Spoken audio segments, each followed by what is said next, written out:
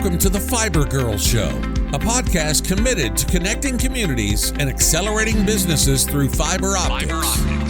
Now, here's your host, Tanya.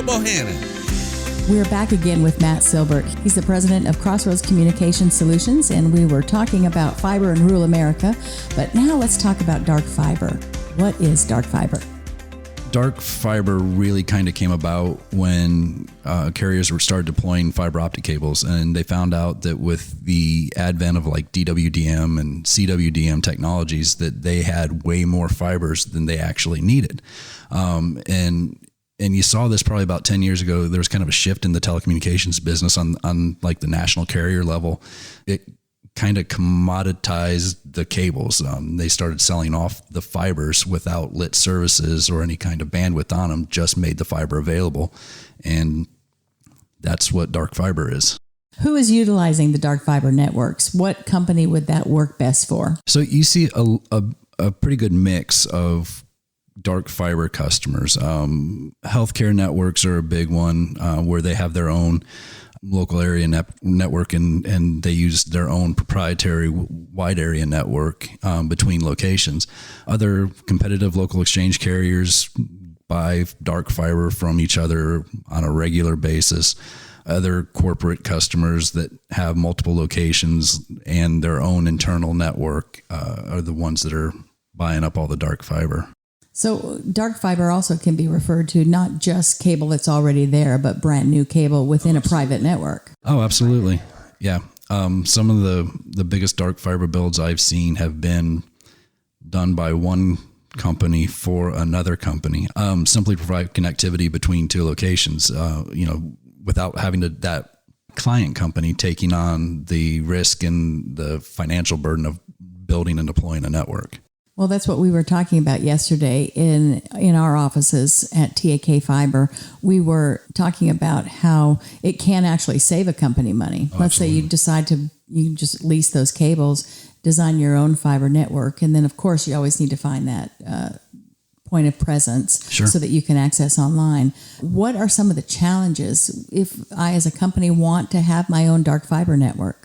I think the only real challenge you face as a dark fiber client is you lose some of the control over the maintenance of the cable and the placement of the cable and what you can and can't do with the cable in the future as far as, being scalable or up or down, to be honest with you. So it's like once you lease those fibers, you have those fibers in that place and that's it. Do you think overall it can save a company money? It absolutely can, because, aside from just operating a fiber network, there's other things. There's, the protection of it from an underground or aerial perspective. You have maintenance that's associated with being up on utility poles or underground as far as relocations go. You also have a tax implication for when you put something in the ground, you have to pay taxes on it. So it's I think there's less of an administrative burden if you do a dark fiber lease versus actually deploying the cable yourself. Who owns all of that dark fiber out there? There's several clients out there. There's several companies out there that own dark fiber networks. You've got big ones like Zayo. You've got CenturyLink has some dark fiber in the ground. Verizon, AT&T probably even has some dark fiber solutions available. As a fiber optics company, I know we get excited when we have a project that comes along and it's a lot of dark fiber. Right. Do you feel the same way? Yeah, absolutely, because those tend to be the bigger deployments.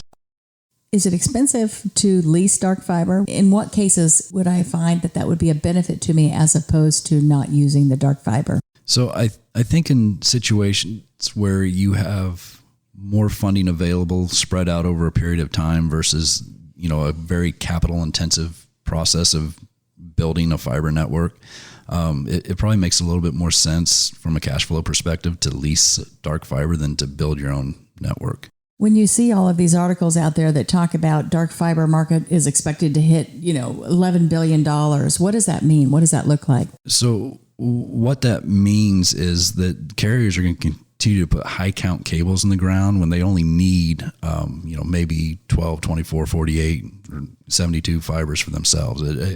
They don't need, all the fibers in a 144 or 288 cable, but they're regularly deploying a 432 or 864 just for the ability to sell those off. It's not just a matter of, we may need this much, but we're going to add extra.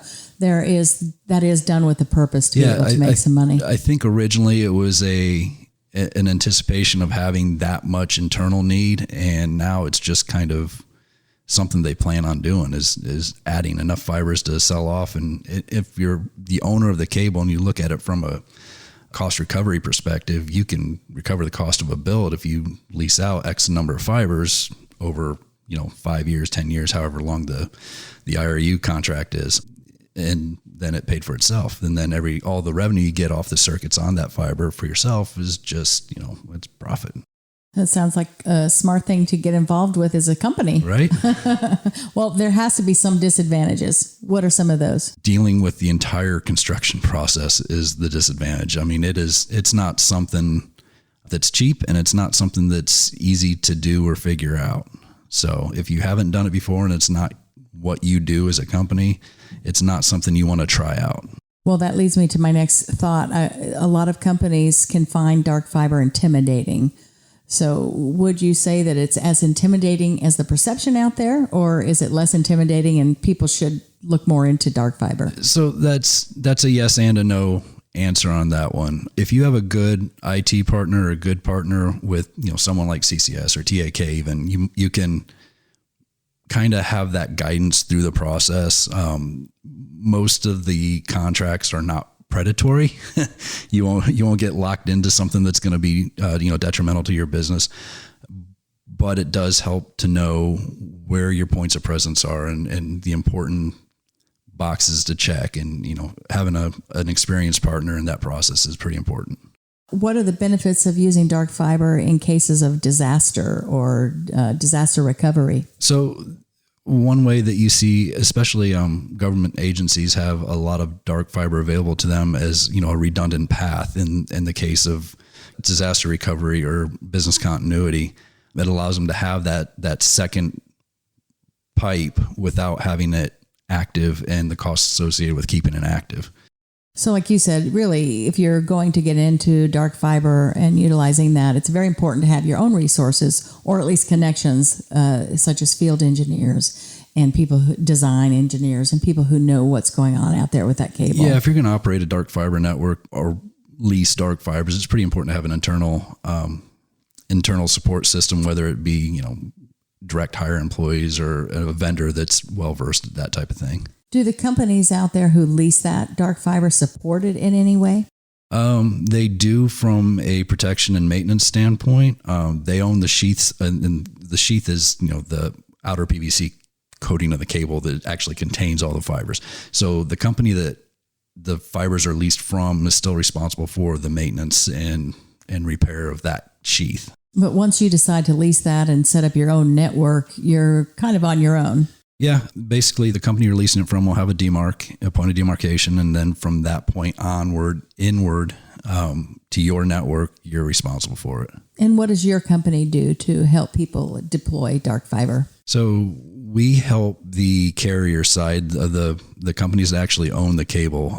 We help plan and then execute the construction of the dark fiber itself. Tell me a day in the life of CCS, Crossroads Communication Solutions. Oh, so a day in life, lots of coffee, lots of windshield time. We're constantly verifying some of the designs and the plans. We're creating the plans ourselves. So, a lot of times staring at a computer screen and Google Earth or a GIS platform, kind of figure out the best way to make this all happen in the most cost-effective manner possible for the owner. Do you guys do any consulting? Do you work with companies who are interested in laying brand new fiber and getting more, or who are interested in running a dark fiber network? We've done some with more municipalities, not too many carriers or companies. We've done a little bit for some universities, and we've done some stuff for some other utilities. It's very interesting talking about dark fiber or even the fiber industry. To some, they might not find it interesting, but when you think about it, using light, right, to receive communication, and the thing that we all have in common is we would like to get fiber out there to the communities that don't have fiber. It's a wonderful thing to be able to help a brand new business or an existing long-time business have their own network, and that's where the dark fiber comes in. Absolutely. You said you've been in the fiber industry how many years? Since December of 1998. What is one of the most interesting things you find about being in the fiber industry? So I think the pace at which everything changes, there's been years where it's been kind of stagnant. You haven't seen much evolve from the existing technology. And then, like for instance, I walked into one of our customers' shelters the other day and I didn't recognize any of the electronic equipment. And, 10 years ago, I walked in and I was like, I've installed that. Now they're not even using the same equipment manufacturers anymore. Nortel's not a thing anymore. And that was, that seemed to happen to me overnight. In reality, it was a quick evolution, but it wasn't that quick. So what do you do to stay up to date with that equipment? You got to educate yourself, reading a lot of the trade papers and going to the trade shows and talking to each other. The one thing historically communications companies don't do well is communicate. So, staying in touch with your contacts and your networks and just trying to learn as much as you can. Yeah, that's been, something we deal with also out there is keeping that communication alive. That's why we created a podcast like this. We want to set the stage for the industry, the communication industry, to communicate and to hear different stories and different things that are going on out there. What are you looking forward to as a company over the next 5 years? Where do you see CCS? I see us not too much different from where we are now, just in more places, to be honest with you. We've had some interest from some companies in the Plain States and in Missouri and Nebraska and Oklahoma and Texas and Florida. We're going to follow the need wherever the biggest deployments happen. That's where we're going to be ready and willing to go. Where do you see the fiber industry going in 5 years? I think we're going to see probably the end of 5G and the next big thing coming in 5 years. And every next generation of network just requires more and more connectivity, which means more bandwidth, which means more fiber. More signals in the air. More signals. More communication. Thank you so much, Matt. You've given us a lot of great information. It's been fun talking with you, and from one fiber company to another. It's great to hear different aspects. You come from it a little bit different side than we do. You're involved in the design, and we come in it as the maintenance and getting that final connection done. So it's kind of fun to talk to a company that's we're looking at it from two different angles. Sure. It's been great spending this time with you. Is there anything you'd like to say before we close? No, I really appreciate you taking the time to talk to me. It's been a lot of fun. Well, thank you for everyone who's listening out there. Thank you to all those that are in the fiber industry. It's fun to share stories and hear things. If you're interested in doing a podcast with us, you can reach me at Tanya at thefibergirlshow.com. That's Tanya at thefibergirlshow.com. Please like and share this podcast with your friends and your coworkers. Again, you can reach me at Tanya at thefibergirlshow.com. Thank you so much.